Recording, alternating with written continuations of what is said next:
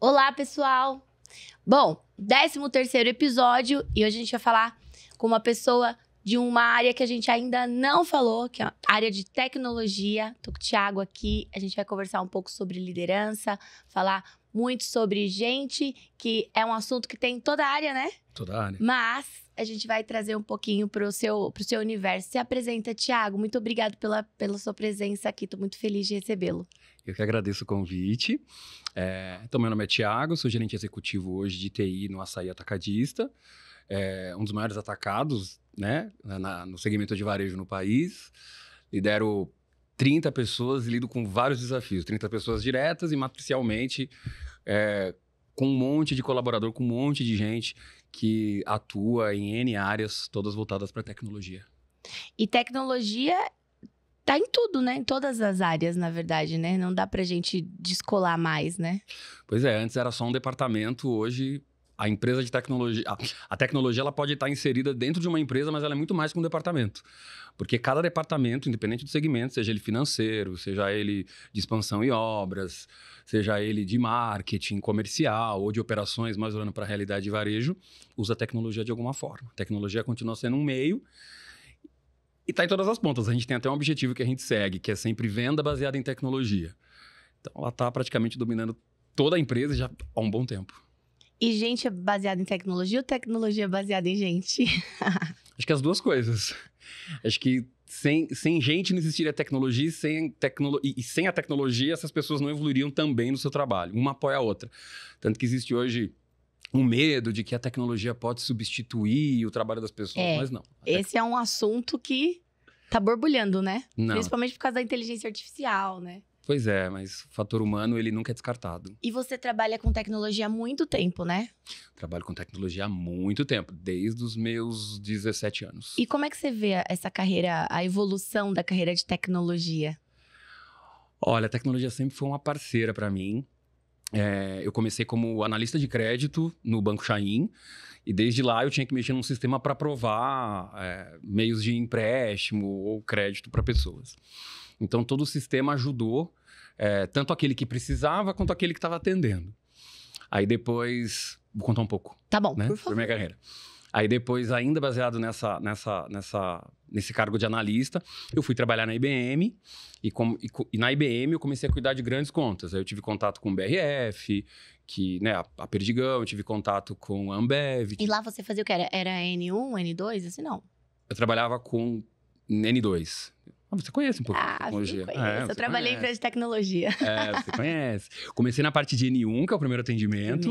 Depois... Que é a porta de entrada, né? Que inclusive é o principal fator de atendimento, porque o que o N1 consegue resolver, o usuário, enfim, o cliente, ele é atendido num primeiro nível. E que geralmente é mais a parte de infra no N1, não é? Ou não? Costumam ser atendimentos um pouco mais simples. A parte de infraestrutura, a gente entra mais um pouco no detalhe, aí sim, você entra num N2 e aí você pode ir para um N3. O N3 é onde você já mexe em coisas mais complexas. Uhum. Mas eu trilhei todo esse caminho, eu fui para o N1, fui para o N2, só que quando eu cheguei aí para o N3, houve um momento ali na IBM em que teve uma baixa de liderança e eu era uma das pessoas que trabalhava com sinergia ali. Eu ensinava as demais contas, eu aprendia sobre as contas, entre elas alguns clientes que a gente atendia, tanto segmento de indústria, segmento de varejo. E aí foi onde o meu gerente, na época, me colocou para liderar o turno. Na época eu trabalhava de madrugada, por conta desse gap. E aí eu comecei a aprender a lidar com pessoas e entender que, para chegar do outro lado, eu precisava... Entender de gente. Entender de gente. E o que mais me beneficiou nessa época é que, para chegar do outro lado, eu aprendi muito cedo que eu não precisava mandar em gente, eu precisava ajudar as pessoas. Enquanto mais eu ajudava, mais elas chegavam do outro lado. E quais foram as ferramentas para você ter essa virada assim de chave, ou esse entendimento? Gestão ruim. Gestão ruim. Você sabe que existem dois tipos de pessoas na nossa vida, né? Aquelas que nos ensinam o que devemos fazer e aquela que nos ensinam o que não devemos fazer. Que não devemos fazer. E eu tive uma gestão bem ruim que me ensinou não a ficar amargo, mas me ensinou como eu não deveria ser. E nessa época que essa gestão me ajudou muito, eu fiquei muito na mão. E aí essa necessidade que eu tive, eu consegui reverter ela e ajudar aqueles que precisavam. Então a maior ferramenta que eu tive foi pessoas que me ensinaram o que não fazer e também as pessoas que me ensinaram o que eu não deveria fazer. Além de algumas leituras, né? Que você vai depois complementando, alguns cursos que você vai fazendo e tudo mais. Você gosta de ler, né? Eu gosto de ler um pouquinho. Comecei com 12 anos. Comecei com 12 anos porque eu achava que quando eu lia, eu entrava no mundo naquele mundo que eu estava lendo ali, daquele mundo, daquela imaginação toda. E aí depois, conforme eu fui crescendo, fui estudando, eu fui percebendo que quanto mais eu lia, mais o meu vocabulário aumentava. E mais eu conseguia aprender, mais meu raciocínio também, né, evoluía. Isso me trouxe benefícios e também eu consegui ajudar outras pessoas por meio de leitura. E você lê sobre tudo, né? Eu leio sobre tudo. Eu adoro biografia, principalmente aquelas de grande liderança, seja política, seja esportiva. Eu tenho até um mantra, assim, que todo janeiro eu leio um líder esportivo, independente da área. Todo janeiro eu abro um técnico de futebol aposentado que ainda está na atuação, ou um grande técnico de basquete, ou um grande jogador que depois entrou no ramo da administração, para aprender essa parte de motivação. Toda grande estratégia de pessoas, não aqui descartando outras ferramentas e outros meios, mas elas vieram de campo, de futebol, de quadra de basquete, porque é ali que as pessoas conseguem liderar outras a buscar o melhor delas, né? Esses dias... Poucos dias atrás eu assisti com meu filho Desafiando Gigantes e foi um pouco sobre isso, assim. Foi maravilhoso esse filme. Foi bem legal, a gente discutiu sobre isso depois. Legal. E como é que você vê essa evolução da carreira de tecnologia? Porque antes, eu acho que o perfil... Eu trabalhei, né, como te falei, com tecnologia, mas eu era o RH. E a gente tinha um estereótipo de TI muito diferente de hoje, né? Hoje, acho que mudou muito, assim... Pelo menos eu senti essa mudança no mercado. Antes, quando a gente falava de tecnologia, era muito mais os meninos que ficavam quietinhos. Era o Creyson da TI. Né? O Creyson da TI. Era o Creyson da TI. Que ela ia e ajustava por que seu computador não estava funcionando. É isso. Então, com o tempo, o negócio, né? Porque quem a gente tem fala assim, precisa atender o negócio, precisa ajudar o negócio. O negócio é a outra área que não é a área de tecnologia. Mas com o tempo, o negócio foi precisando cada vez mais da tecnologia e foi escalando cada vez mais por conta da tecnologia. E aí, no decorrer desse tempo, silenciosamente vai havendo uma fusão, em que o negócio e a TI são um só. Antes, e até hoje, né? Algumas empresas costumam dizer assim, é o usuário. É o key user. Não, hoje é o key partner. Então, ele é o meu parceiro. Então, juntos a gente entende qual é a melhor tecnologia, no melhor processo, para chegar do outro lado com o melhor produto. E aí, a carreira de TI, ela começa a ficar bem mais voltada com essa linguagem de negócio. Então, eu não preciso só aprender como eu desmonto ou monto uma máquina, ou tão somente como eu programo algo, ou qual a linguagem de programação eu vou me especializar. Eu preciso entender de negócio, eu preciso entender fluxo de mercadoria, eu preciso entender todo o fluxo de venda. RH foi a mesma coisa. RH só contratava, era o cara crachá, né? Era o DPzão. E aí, hoje em dia também, tem que entender de negócio, senão não tem um RH realmente estratégico, né? E isso é interessante, porque quando a gente entende de negócio, a gente começa a se colocar no lugar do outro. E no que o outro faz. Só que aí, quando você chega do lugar do que o outro faz, você entende a demanda do outro e a necessidade do outro. E essa aproximação, ela é inevitável. Isso é ótimo. Eu acho que a tecnologia...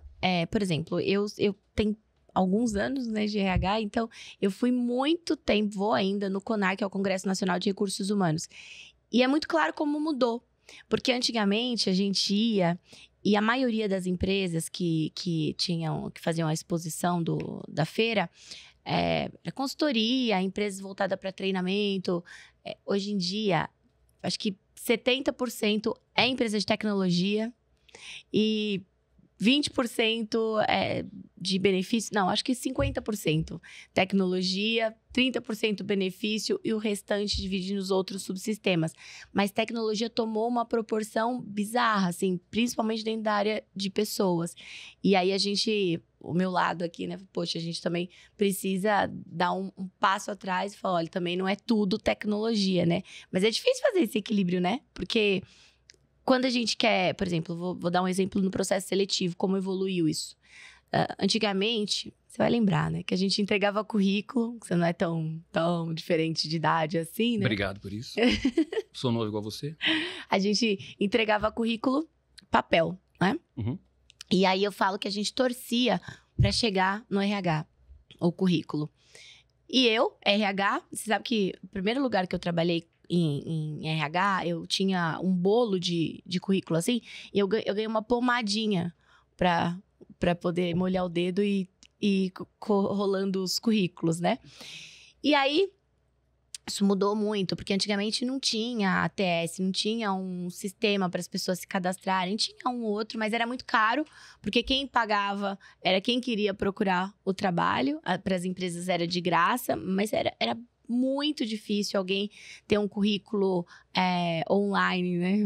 Não era tudo físico. Sim, sim.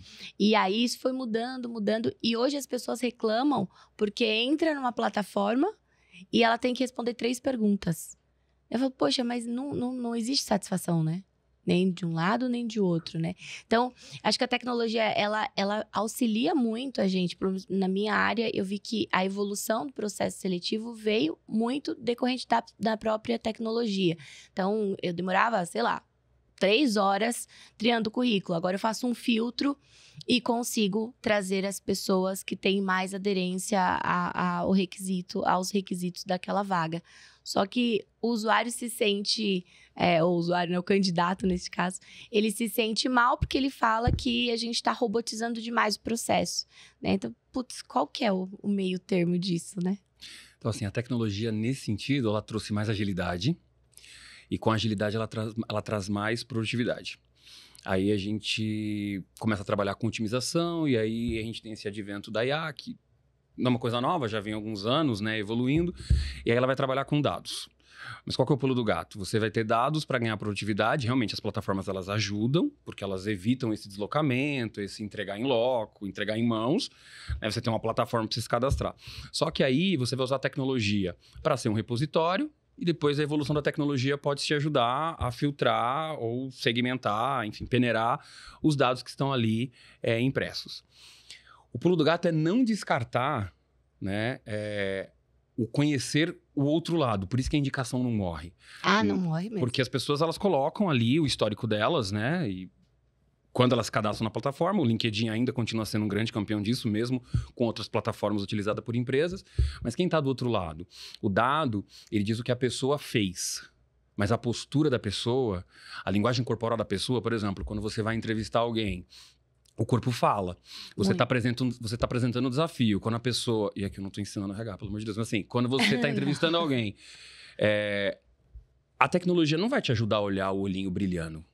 Não. E nem quando você está dando um desafio, a pessoa lê o desafio. Ela lê o desafio ali, poxa, essa vaga para mim. Ela vai lá, ela vai se candidatar na vaga. Só que você não está enxergando a pessoa se reclinar enquanto você está dando o desafio para ela. Então, é não ser frio com a tecnologia para não descartar grandes talentos que, de repente, o dado não era satisfatório para a tecnologia te ajudar. E na boa e velha entrevista, ou felizmente ou infelizmente, a boa e velha indicação te ajuda a conversar um pouquinho sobre aquilo que você está lendo, apresentar o desafio, né? E você olhar o olhinho da pessoa brilhando, se o corpo da pessoa está se reclinando enquanto você está falando do desafio, ou se ela está se afastando e cruzando os braços, enfim. Onde eu quero, qual a conclusão? Que mesmo a tecnologia trazendo produtividade, trazendo eficiência, te ajudando até para separar ali os perfis aderentes para uma vaga ou por outra vaga, nada descarta você estar frente a frente com uma pessoa e ouvi-lo um pouquinho, né? E sentir dela ali qual é o momento dela e sentir dela quando você colocar o desafio ou a vaga para ela. E esse é um ponto, assim, eu queria te perguntar sobre isso. Como é que você escolhe as pessoas para trabalharem com você? Essa é uma. E aí você já pode emendar em como você percebe que alguém que trabalha com você é um talento. Vamos lá, primeira pergunta. Eu costumo perguntar para a pessoa qual é o emprego dos sonhos dela. Isso vai dizer muito sobre sobre o propósito dela ou sobre o que ela quer. Então tem algumas palavras-chave que também pode ser frio, né? Pode ser ali vou entregar o que ele quer ouvir. Mas assim, emprego dos sonhos. Poxa, eu quero transformar um departamento. Eu quero ser protagonista na transformação de uma empresa. Eu quero pegar um problema que ninguém resolveu. Tem até um livro ótimo chamado Problemas Oba. Pessoas bem-sucedidas sempre resolvem problemas. Quero pegar um problema que ninguém resolveu e quero ajudar a chegar do outro lado. Então, quando a pessoa fala sobre o emprego dos sonhos para ela, a gente sempre espera que a resposta não seja ridícula, né? Como, enfim. Que tem muito, inclusive. Tem muito. Arroz com feijão. Hoje o campeão... E nada contra, mas hoje o campeão, por exemplo, é o 100% home office, né? Por exemplo, é o 100% hoje. Uma empresa que me dê 100% de home office. É até legal a gente falar sobre isso depois. Mas sobre como ela entende ser o emprego dos sonhos dela. E depois eu sempre pergunto, além das demais perguntas, entender um pouquinho, né, do currículo, do histórico profissional, eu sempre caso o emprego dos sonhos com a maior ambição. Qual foi o seu principal desafio, como você agiu e qual foi o teu maior, se é que você teve, fracasso.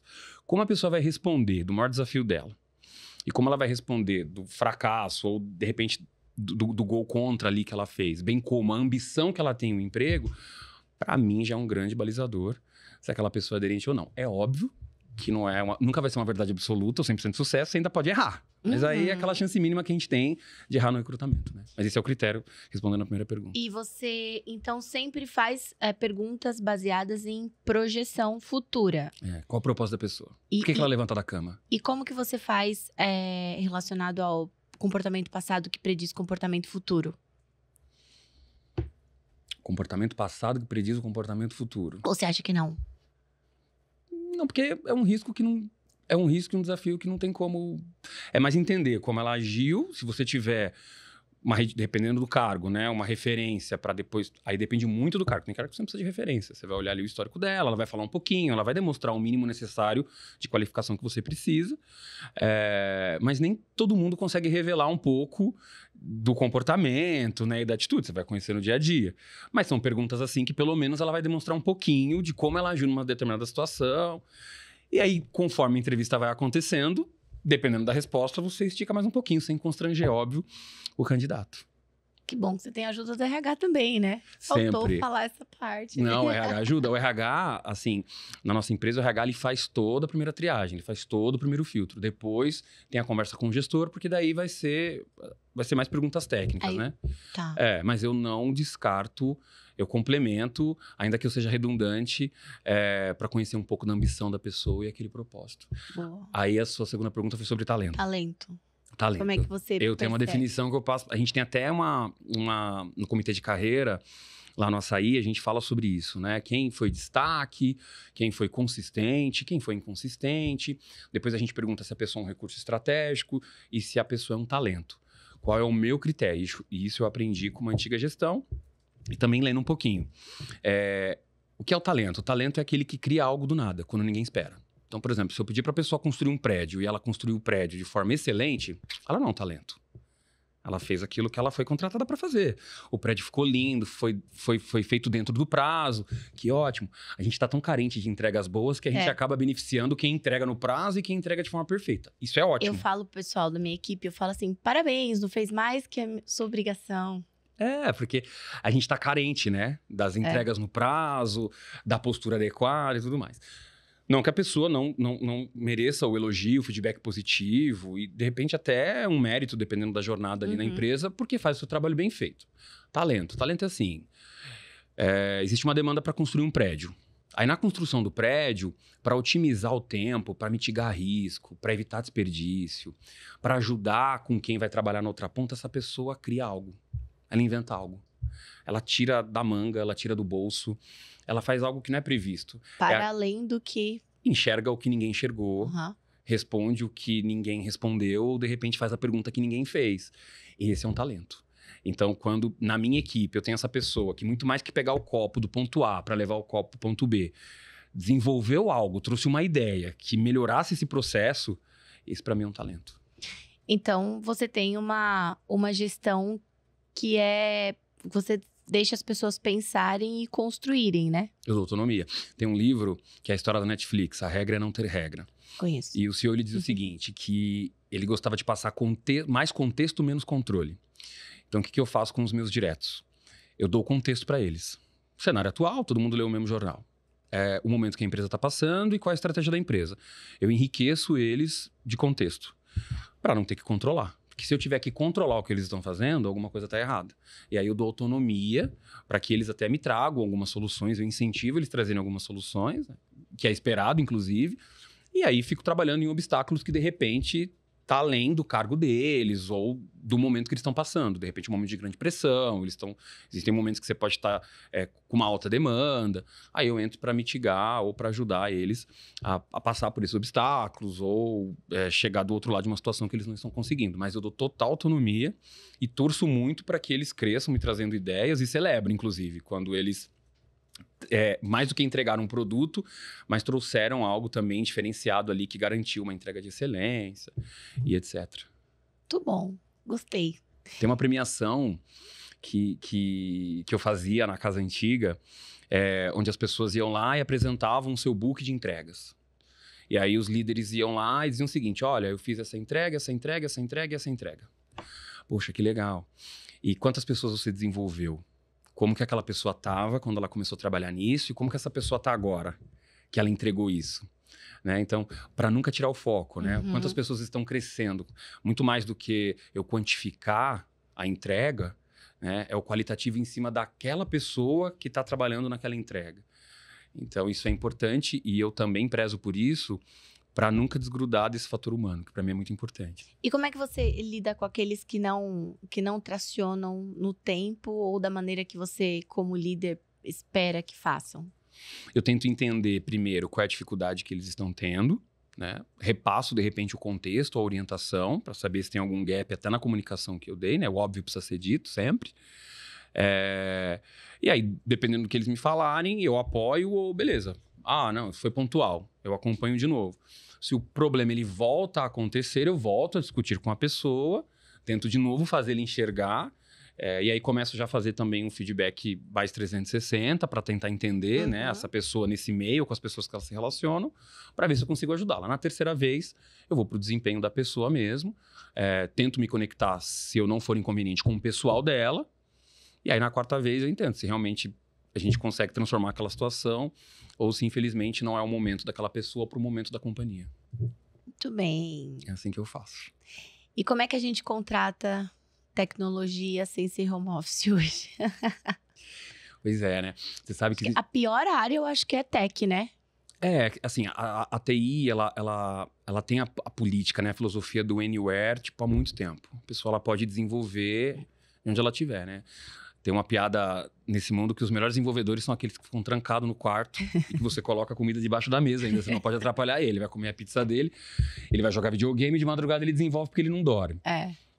Mas hoje, aí voltando um pouco no início da nossa conversa, como hoje o negócio está muito próximo, dependendo, óbvio, do cargo da pessoa, da atribuição da pessoa, como ele está muito próximo da TI, né, a pessoa precisa do escritório. Eu sou a favor do home office. Só que assim, o home office, ele pode te dar mais produtividade. Ele evita que você tenha o deslocamento, o desgaste do deslocamento, você acorda, se prepara ali, já está pronto para trabalhar. Então, ele pode te trazer mais produtividade. Óbvio, se você for maduro o suficiente para ser disciplinado, né? Só que o home office ele pode ser um grande desafio para a criatividade e para a própria gestão de carreira. Não se faz gestão de carreira de casa. E para a cultura também, né? E para a própria cultura que faz parte. Então, por exemplo, tem um livro do Ed Catmull, que é Criatividade S.A., que eles contam a história como ele e, na época, o Steve Jobs organizaram a Pixar e como eles montaram a empresa ali, a matriz deles, né?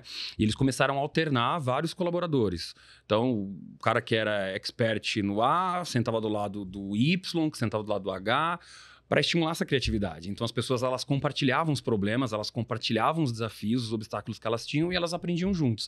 E a criatividade vem desse ambiente de sinergia.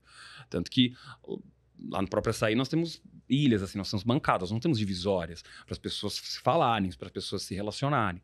Isso vai estimulando sempre a criatividade. Então, a gestão de carreira, ela pode ser feita no modelo remoto? Ela pode. Só que alavancagem, grandes escaladas, nada substitui o escritório. Não traciona igual, né? Não. Além do relacionamento, e aqui olhando para o ponto de vista positivo da palavra, né, que ninguém gosta, a boa política, né? Não a política ruim da pessoa falar mais e entregar menos, mas a boa política, que é a discussão, né, a criatividade estimulada, o relacionamento, ser alguém com que se possa contar. Cada problema te traz um aprendizado novo, te deixa mais perto de uma pessoa. Então, não tem como evoluir 100% fora. E assim, o movimento, ele veio, né, de forma mais pesada aí com a pandemia, só que muitas empresas estão voltando, né? Acho que a grande maioria, né? A grande maioria, independente da área tech ou não. Tanto que grandes empresas de tecnologias, né, já estão voltando. Tem até uma petição, tem até um manifesto aí dos profissionais da Amazon, né? Tem uma notícia aí recente que eles estão ali para, não, a gente quer o home office, quer home office. Vai ser uma briga. Já tá sendo, né? É uma briga, porque como liderança, tá difícil contratar gente boa. A gente sofre também. E eu até tenho levantado essa bola sobre liderança, porque a gente tá vendo um momento que quem tá chegando não tem muita pretensão de ser líder, né? Pois é. E a gente tá passando por esse momento. Antes era, na nossa época, a gente olhava pra liderança e queria muito, desejava muito e entendia que isso era ascensão de carreira. E hoje não. A ascensão de carreira não necessariamente é ser líder mais, né? Como é que faz pra poder? Como é que você, como líder, faz pra criar outros líderes e pra disseminar isso na sua equipe? Sucesso vem de sucessão. Então, a pessoa de sucesso, ela gera um sucessor. Então, a primeira coisa é sempre deixar claro para os meus liderados que eles precisam formar outros líderes. Né? E existe a sementinha que você rega da ambição. Eu costumo dizer para o meu time que desvio, para mim, é falta de ambição. Quando a pessoa não é ambiciosa, ela está desviando. Ela já está tendo um desvio de função, porque ela não tem ambição. Né? Todo mundo deveria, para não dizer que tem, saber onde quer chegar. Né? Onde eu quero chegar. Tem pessoas que não querem o cargo de liderança, elas querem ser especialistas, tá tudo bem, e tá tudo bem. Mas você identifica sempre assim, quem de forma inata, bem casual, orienta. Então, uma pessoa que ela até conversa com a minha carreira. Eu aprendia muito fácil a lidar com algumas contas que eu atendia na época pela IBM, e aí eu ensinava. Quando você começa a ensinar, as pessoas começam a te ouvir. E aí você tá percebendo, poxa, eu tô falando isso, a pessoa tá fazendo. E as pessoas começam a te procurar mais. Então, a liderança, ela começa pela especialidade. Eu sou especialista num assunto, eu ensino. Óbvio que você tem que ter essa postura, porque tem aquele que é especialista e não repassa e não tem paciência. Beleza, esse não tem perfil, aí você vai estrategicamente colocar essa pessoa certa num lugar certo, você não precisa descartá-la. Mas tem aquele que é bem escasso, que gosta de ensinar. E quem gosta de ensinar vai ser ouvido e vai ser procurado. Aí quando a pessoa consegue passar... Quando a pessoa consegue passar o conhecimento da pessoa do outro lado, aí eu começo a me aproximar mais dessa pessoa. Para tentar entender como que ela está se sentindo, das pessoas procurarem ela para ser orientada. Para tentar ver qual é o match que dá com a pessoa. Porque aí para você ser líder, você vai cuidar de gente. Então, o primeiro passo é quem conhece, quem gosta de ensinar, porque vai orientar. E o segundo passo é quem tem essa curiosidade de trabalhar com gente. Tem o líder inato, que ele vai ter que ser desenvolvido. Não sei se você percebe isso, que o excelente técnico vira esse líder, a gente perde o excelente técnico, ganha um péssimo líder, e aí ele fica nessa posição, né, de um líder que não quer ser líder. Esses dias eu tava numa palestra, desculpa te cortar, Imagina. Mas lembrei desse assunto. E aí uma pessoa falou, é porque eu coloquei um gerente, ele era excelente, eu promovi, ele virou gerente, ele não traciona, e reclamou da pessoa. Falei, você perguntou pra ele se ele queria ser líder? Aí ele, não. Porque muitas vezes você tá numa função de liderança e você acha que, porque você gosta, enfim, você acha que todo mundo também vai gostar disso. E aí você fala, pô, eu tô promovendo, eu tô te dando isso, olha que legal. Mas você não pergunta o que a pessoa quer, né? Mas você mata a pessoa. Mata. E assim, os erros do passado que às vezes se repetem, né? Promover por tempo de casa. Muito. O segundo é promover porque é extremamente competente. Tecnicamente ou no serviço específico. Não, acho que o fio da meada tá ali. Perceber se essa pessoa é uma pessoa que ela é ouvida, se é uma pessoa que ela se inclina naturalmente ou até com o profissionalismo a ensinar, né? E como que essas pessoas que estão ouvindo ela estão chegando do outro lado. Aí você traz essa pessoa e você conversa um pouco sobre este cargo, que muito mais do que um cargo, agora é cuidar de gente. Independente da área que você... eu sou gerente de tecnologia para a área financeira. Sim, você é responsável pelos números no final. Só que ao mesmo tempo que você é responsável pelos números no final, são pessoas que vão chegar do outro lado. Então, o seu interesse tem que ser nas pessoas. Tem que ser inclinado para a pessoa. Tem que ser inclinado para a pessoa. Mas tá muito difícil, Eu sei. Eu tô passando. Eu imagino. Se a gente passa ali na ponta, imagino você na entrada. Quando eu trabalhava numa empresa de tecnologia... Eu percebia que a turma, principalmente a nossa turma que ficava fora, era outsourcing de TI, por isso que eu sei do N1, do N2, do N3. Na nossa época ainda tinha uma outra vertente de negócio, que era o SVA, que era Serviço de Valor Agregado. Então, lá a gente trabalhava com white label. E aí, assim, era uma super confusão, porque você imagina, a pessoa era outsourcing, então... Ele não estava dentro do nosso escritório, ele estava em um outro lugar. E quando ele atendia uma ligação, ele representava várias empresas. Né? Então, naquele momento, na ligação, ele vestia uma camiseta que não era dele. E foi um super desafio para a gente trabalhar cultura. nesse universo. Acho que, não sei se vocês ficam todos no mesmo ambiente, né? Ficamos. 99%. É um pouco mais fácil, eu acho, né? Mas como que vocês trabalham cultura? Como é que vocês disseminam cultura, especialmente na área de vocês, né? Olha, a gente tem a cultura da empresa, que é o jeito a sair de ser. Né? Isso é de forma excelente disseminada pelo RH. E quando você assume uma posição de liderança, você tem essa cartilha debaixo do braço. Né? E essa proximidade, ela é mais fácil. Então, existem determinados desafios, determinados tipos de problemas a serem resolvidos, projetos a serem entregues, soluções a serem entregues, que vão ter que estar aderente, né? Ainda que com um desafio hercúleo, à cultura da empresa. E aí são os momentos que a gente calibra isso. E algumas reuniões de liderança que fazemos, algumas celebrações que nós fazemos. Os rituais. Isso, e tanto as reuniões estratégicas, né? E a cultura tá ali, porque os antigos de casa, a gente tem uma expressão aqui, sai na urina. Né? Porque já estão acostumados, né? Trabalham ali há 10 anos, há 8 anos, já entendem como a cultura da empresa funciona. Uma banda toca. E aí evitam, tiram de letra, evitando que a estratégia seja devorada no café da manhã pela cultura. Os novos, a gente vai calibrando isso, mas também dando espaço para a pessoa, para ela vestir isso, né? E para ela entender. Tem pessoas, por exemplo, que não se adaptam à cultura da empresa e deixam a empresa. E tá tudo bem. Eu falo que esse é o organismo expulso naturalmente, né? Porque se ele não tem fit cultural, não fica. Ele pode ser excelente tecnicamente, ele pode ter hard skill e soft skill. Se ele não tiver fit cultural, ele não fica. Não, ele não fica. E tem excelentes profissionais que conseguem identificar isso e saem de uma forma muito madura. E tem outros que não percebem e saem, ou acaba sendo uma decisão ali da liderança, porque não teve o fit, mas infelizmente não percebeu também. E a gente vai criando uma cultura. Por exemplo, eu imagino que a sua área, que é uma área grande, tenha a cultura da sua área, né? Lógico, proveniente da cultura geral, né? Desce aqui, só que aí vira o seu jeito de ser, né? Muito baseado até no seu próprio jeito que lidera esse time, né? É isso. E aí vocês trabalham isso com consciência ou não? É meio inconsciente, assim? A gente trabalha, e aí nós temos 2 momentos, né? Os desafios do dia a dia já deixam claro qual é a filosofia da gestão ou qual é a cultura da gestão, né? E quem tá ali junto se identifica. Você sabe disso, que mais da metade das pessoas hoje se demitem dos líderes e não da, né? É isso. E não da empresa.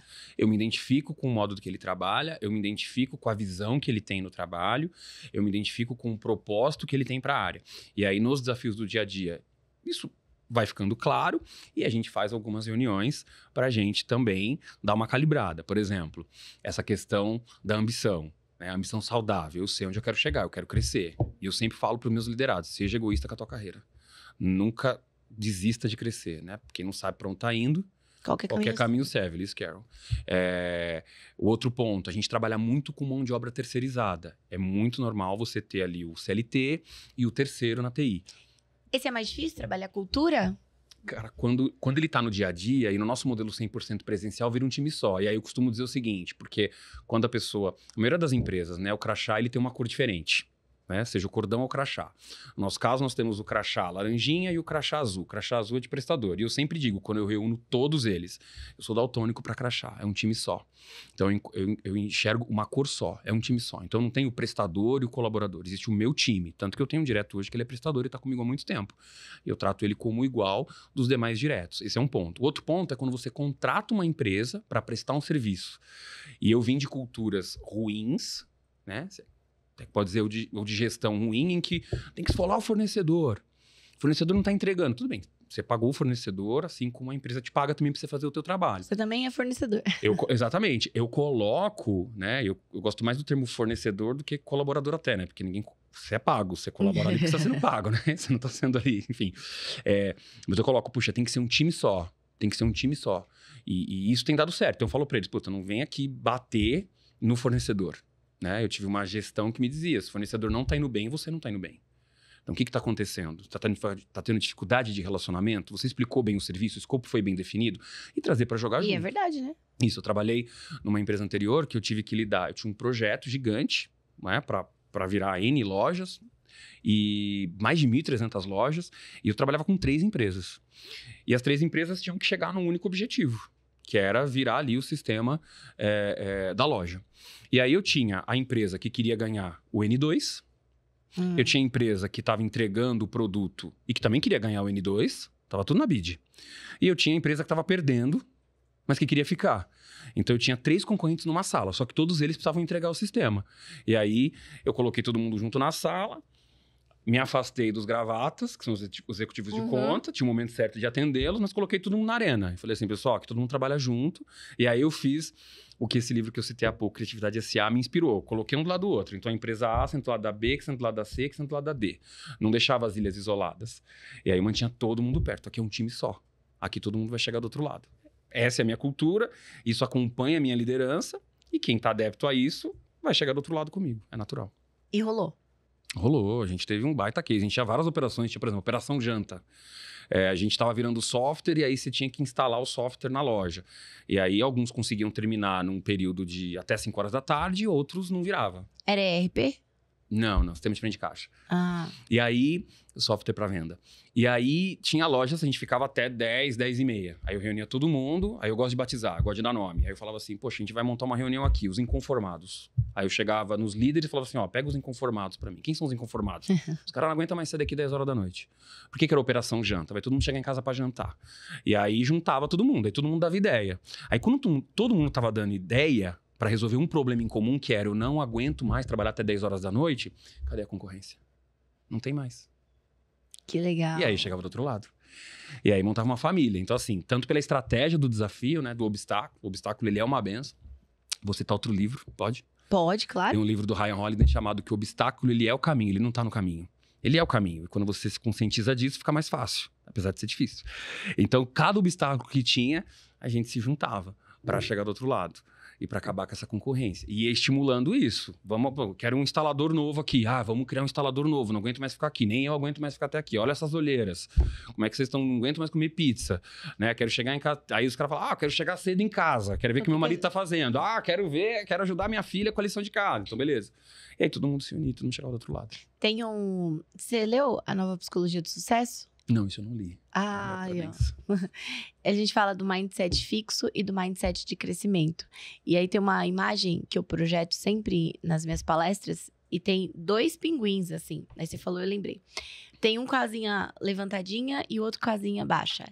Eles tá um de um lado, assim, e o outro de outro, e tem uma pedra, assim, e tem um buracão aqui, né? Então, aí o que tá com a casinha levantada, ele olha a mesma imagem, é a mesma imagem de um lado e do outro. Ele fala assim, olha, oba, uma ponte.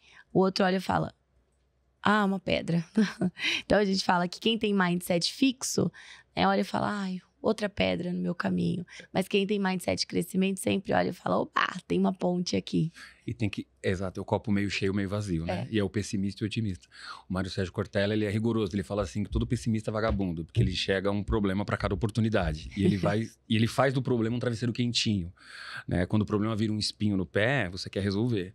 E aí eu sempre incentivo também, pessoal, legal, como é que eu chego do outro lado? Você tem que desafiar. Isso tem que desafiar. Todo mundo cresce. E eu cito de novo, Problemas Oba. Não tem, e tem outros livros, pode olhar para a história de sucesso de qualquer pessoa. Elas resolveram problemas. E quem teve muito sucesso resolveu um grande problema. Ou resolveu um problema sempre sai da que dor. Exatamente, que ninguém enxergava. Né? E essa motivação, ela tem que continuar. Você tem que ser automotivado e sempre manter um time unido. Eu costumo dizer pro meu time, né? Tem aquelas pessoas que são o lobo solitário, ou a loba solitária. Né? Eu gosto de trabalhar sozinho. Sozinho você pode ser mais rápido. Mas junto a gente chega mais longe, porque um suporta o outro. Né? Então, manter esse espírito de união para enxergar soluções para cada problema é fator determinante. E aí onde você vai enxergando os talentos. Aí que você vai enxergando os líderes. Então, é na muvuca, é no problema, que aí a gente se conecta com aquele primeiro assunto, que a gente começa a enxergar, puxa, esse aqui, olha, que sai do outro lado. Ele lidera por ideia, ele ajuda pessoas. Né? Eu costumo dizer que ser alguém com que se possa contar é uma forma de empreender. Então, sempre seja alguém com que se possa contar, né? Isso foi um mantra para mim, foi o que me fez chegar onde eu cheguei, trabalhando com pessoas, né? E eu repasso sempre o meu liderado para minha equipe ou com pessoas que trabalham comigo, com parceiros, fornecedores. Diz que ninguém lembra de quanto a gente ganhava e da nossa função, mas lembra como foi tratado por nós, né? Então, Exatamente. é isso, né? Exatamente. É como foi tratado. Bom, acho que pra gente encerrar, eu queria que você, que é líder, tem uma carreira tão legal, não só dentro de tecnologia, mas uma carreira de modo geral inspiradora, né? E inspira outras pessoas, desenvolve outras pessoas. Queria que você deixasse, falasse sobre liderança. O que é liderança para você? O que é liderar para você? O que mudou no meio do caminho e como você enxerga liderança para o futuro? Várias perguntas em uma. Liderar para mim é fazer com que pessoas comuns alcancem resultados e destinos extraordinários. Abraham Lincoln. Tem uma frase que eu gosto muito: não aspire ganhar a vida, aspire ajudar pessoas. Então, quem lidera, inspira pessoas. A autoridade vem pela inspiração, né? Tem uma frase do Paulo Coelho que ele diz: mestre não é quem ensina, mestre é quem inspira. Então, a liderança eficaz, a liderança eficiente é aquela que entende de gente. Ela vai se conectar com alguém dentro do alguém. Então, existe alguém ali. A Andréia, um nome aqui, a Andréia, ela é especialista em controle de acesso. Poxa, legal. Mas a Andréia, ela é mãe. Às vezes ela é mãe solteira. A Andréia, ela é uma filha que tem um pai doente. A Andréia, ela tá passando... Então, quem é a Andréia? Então, entenda de gente, tenha empatia por pessoas, explore sempre potenciais, sempre colabore.